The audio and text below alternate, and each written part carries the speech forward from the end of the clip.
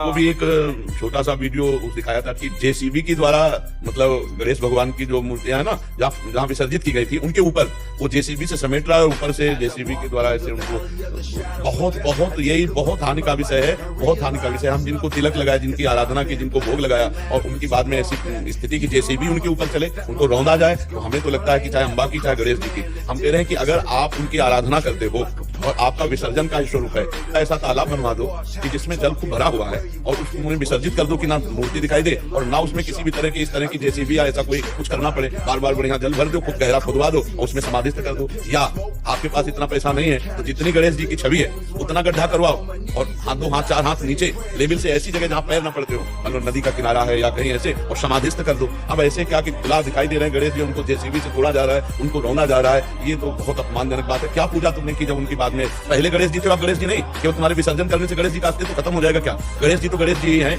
हमारे प्रभु की छवि है, हमारे प्रभु की छवि 4 दिन पूजी, इसके बाद फिर ऐसा नहीं। एक कल परसों एक प्रश्नकर्ता ने लिखा था कि वो हमारे विघ्न लेके 11 दिन बाद चलेगा। नहीं तो विघ्न हरता के शरीर में विघ्न आ जाएगा क्या?